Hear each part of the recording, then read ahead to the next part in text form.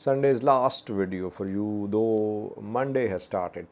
Some new stories from Ethiopia. Firstly, Addis Ababa, where in religious conflict, at least one person has been killed and several injured.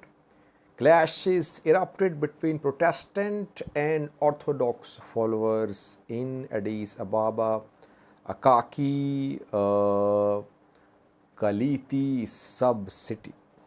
Secondly, we have a statement of Dr. Tedros, WHO head, seen as a supporter of Tigray government.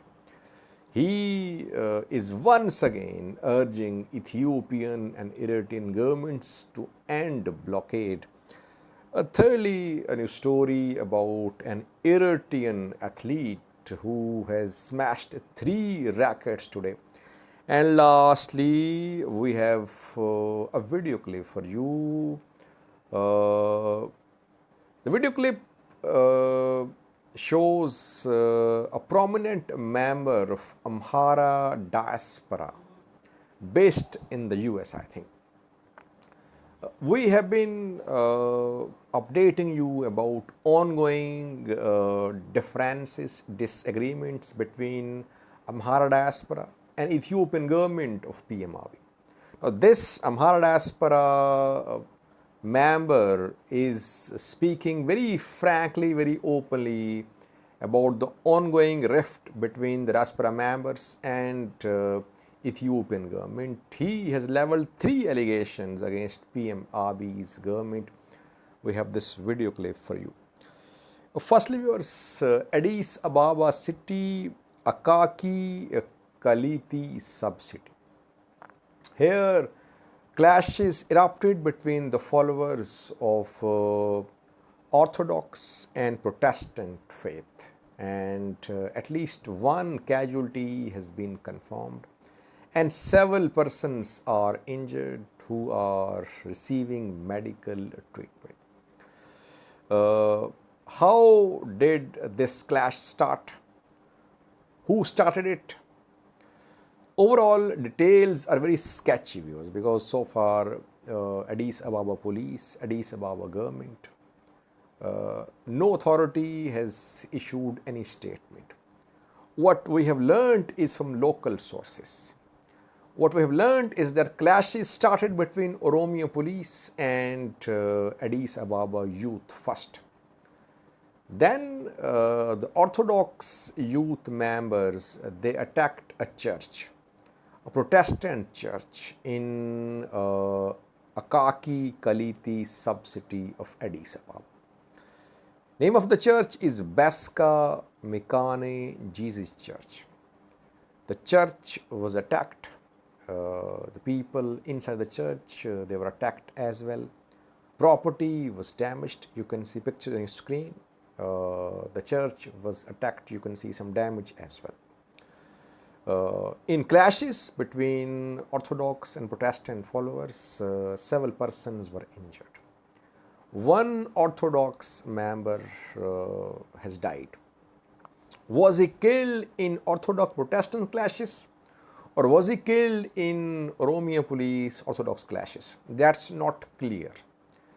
You can see his picture on your screen. This is the person who has died in the clashes. We are not blaming anyone for this conflict, but it shouldn't have happened. We have seen clashes between Protestants and Orthodox at mass scale last year, when Orthodox followers tried to stop Protestants from organizing a program at mass scale. This time, a Protestant church was stormed, but injured are being reported on both sides. On both sides, persons have been injured. Hopefully, situation will get better in coming hours. Second, viewers, Dr. Tedros, WHO head, once again today spoke about Tigray siege. He says only 28 trucks have made it to Tigray so far. I reported about 13 last night. 13 aid trucks, 1 fuel tanker, and some vehicles of ICRC carrying medical aid.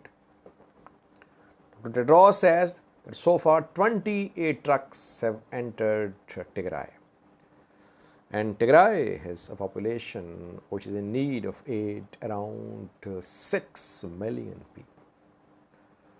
Tedros Adhanom says that people are in need of access to electricity, fuel, food, banking, telecommunication services. Ethiopian and Eritrean government must put an end to blockade. He says this is the longest and the worst blockades in modern history. So he is keeping the pressure. We have seen that now he is speaking very directly and openly against Eritrean and Ethiopian governments. The process of delivery of aid to Tigray is very slow. Will it pick up? Will the speed pick up in coming days? That remains to be seen. Third, viewers, congratulations to an Eritrean athlete. Nazareth Waldo is from Eritrea. She ran for a marathon today in South Korea. Daegu Marathon, 42 kilometers was the distance of this marathon, and Nazareth Waldo smashed 3 records. She broke her own record, she broke Eritrean national record, and she broke race course record as well. Congratulations to Nazareth Waldo.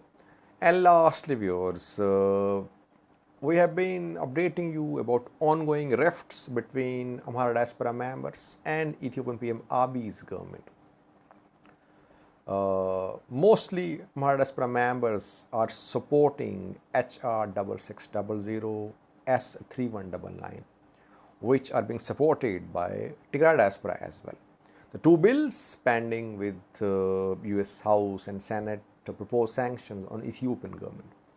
So Amhara diaspora members want sanctions on Ethiopian government, though we know that they have been staunch supporters of PM Abiy's government. Last year, massive no more rallies were seen with the participation of the diaspora members. But they have turned against PM Abiy's government. Why are they against PM Abiy's government? We have a video clip of a diaspora member, Amhara diaspora member. He has raised 3 questions. He says, firstly, that PM Abiy's government did not bring to justice those who attacked Northern Command on the 3rd of November. We know that on the 3rd of November 2020, Northern Command, ENDF Northern Command bases in Tigray were attacked by Tigray forces. And Amhara diaspora member says that those who attacked are at large, or they were arrested, they were later released. So no one brought the perpetrators to justice. Secondly, he says that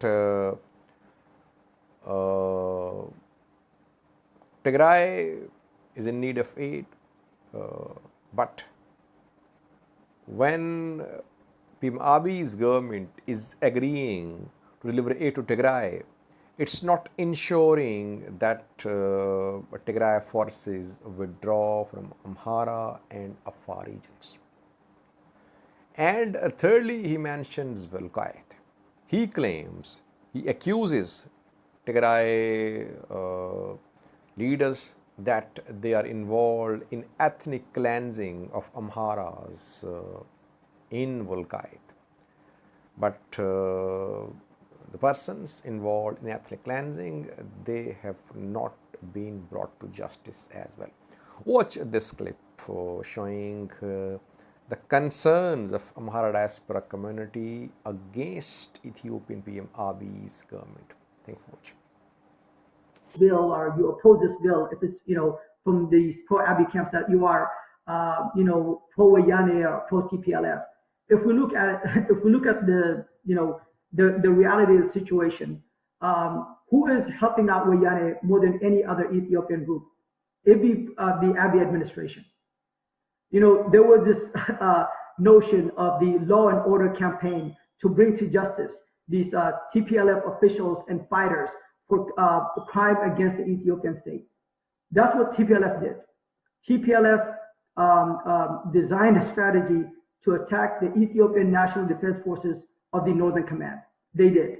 They killed many soldiers, took thousands hostage, and many were tortured. Where is the justice for them? Sibhat Nagda was arrested. Other senior TPLF officials were arrested. But then what happened? They were released. Did these ENDF soldiers get justice? No, they did not get justice. Did the Ethiopian people who suffered under TPLF over the past 30 years, did they get justice? No, they did not get justice.